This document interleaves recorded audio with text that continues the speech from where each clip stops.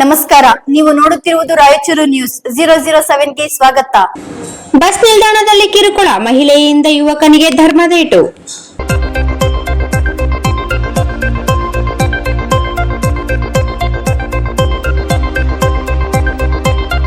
ಲಿಂಗಸೂರು ಪಟ್ಟಣದ ಬಸ್ ನಿಲ್ದಾಣದಲ್ಲಿ ಶನಿವಾರ ಬೆಳಗ್ಗೆ ಬಸ್ಗಾಗಿ ಕಾಯುತ್ತಿದ್ದ ಮಹಿಳೆಯ ಬಳಿ ತೆರಳಿ ಯುವಕನೊಬ್ಬ ಅಸಭ್ಯವಾಗಿ ವರ್ತಿಸಿದ ಘಟನೆ ನಡೆದಿದೆ.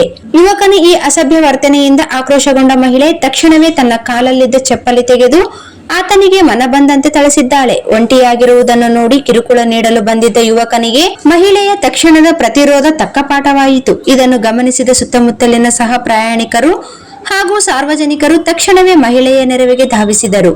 ಕಿರುಕುಳ ನೀಡಿದ ಯುವಕನಿಗೆ ಹಿಗ್ಗಾಮುಗ್ಗಾ ಧರ್ಮದೇಟು ನೀಡಿ ಎಚ್ಚರಿಸಿದರು. ಜನರಿಂದ ತೀವ್ರ ಪೆಟ್ಟು ತಿಂದ ಯುವಕ ಅವಮಾನ ಹಾಗೂ ಮುಖಭಂಗದಿಂದ ಸ್ಥಳದಿಂದ ಕಾಲ್ಕಿತ್ತಿದ್ದಾನೆ. ಈ ಘಟನೆಯು ಲಿಂಗಸೂರು ಪೊಲೀಸ್ ಠಾಣಾ ವ್ಯಾಪ್ತಿ. ಬಸ್ ನಿಲ್ದಾಣದಲ್ಲಿ ಕಿರುಕುಳ, ಮಹಿಳೆಯಿಂದ ಯುವಕನಿಗೆ ಧರ್ಮದೇಟು.